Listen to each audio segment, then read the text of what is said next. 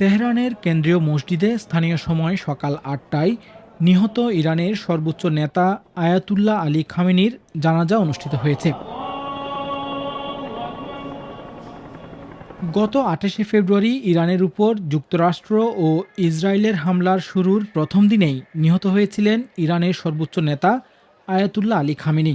Ayatollah Ali Khamenei নিহত হওয়ার ৪ মাসেরও বেশি সময় পর দেশটিতে তার জন্য ৬ দিনের রাষ্ট্রীয় শোক ও শেষ বিদায়ের শোভাযাত্রা ঘোষণা করা হয়। শিয়া ধর্মীয় নেতা জাফর সোবাহানি জানাজার নামাজের নেতৃত্ব দেন। গতকালই জানিয়ে দেওয়া হয়েছিল ইরানের বর্তমান সর্বোচ্চ নেতা মোজতাবা খামেনি পিতার জানাজা পড়াবেন না। এই জানাজা উপলক্ষে শুক্রবার থেকেই তেহরান মসজিদে কড়া নিরাপত্তা জারি করা হয়।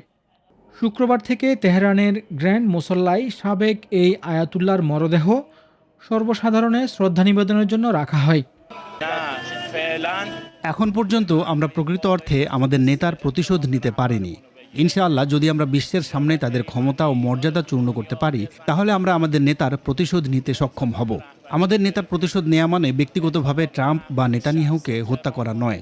বিশ্বের কাছে তাদের অবস্থান ভেঙে দিতে হবে এবং মধ্যপ্রাচ্য থেকে যুক্তরাষ্ট্রকে বিতাড়িত করতে হবে।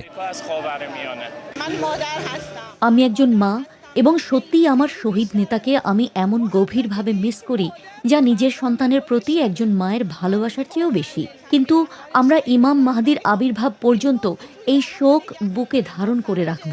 এই শোক আমাদের সঙ্গে চিরকাল থাকবে। ইনশাল্লাহ সরকার, জনগণ ও সেনাবাহিনী আমরা সবাই একসঙ্গে দাঁড়াবো আমাদের শহীদ নেতার প্রতিশোধ নেওয়ার জন্য। বিভিন্ন দেশের রাষ্ট্রপ্রধান ও শীর্ষ ব্যক্তিরাও যোগ দেন খামেনির জানাজায়। শনিবার সকালে স্থানীয় সময় ভোর ৬টায় তেহরানের ইমাম খোমেনি মোসল্লায় মূল আনুষ্ঠানিকতা শুরু হয়। সেখানে দর্শনার্থীরা রোববার বিকেল পর্যন্ত শ্রদ্ধা নিবেদন করতে পারবেন। খামেনির মৃত্যু ছিল একটি বড় ধাক্কা। আমরা ভেবেছিলাম আমরা পরাজিত হয়েছি, কিন্তু যখন ইমাম খামেনির উত্তরসূরি নির্বাচিত হলেন, তখন আমরা বুঝতে পারলাম যে এ জাতির নেতা শহীদ হলেও আরও হাজারো নেতা এগিয়ে আসবে। ইরানের উত্তর পূর্বাঞ্চলীয় শহর মাশহাদের একটি ধর্মীয় পরিবারে ১৯৩৯ সালের ১৯শে এপ্রিল জন্ম হয়েছিল আলী খামেনির। ৮ ভাই বোনের মধ্যে তিনি ছিলেন দ্বিতীয়।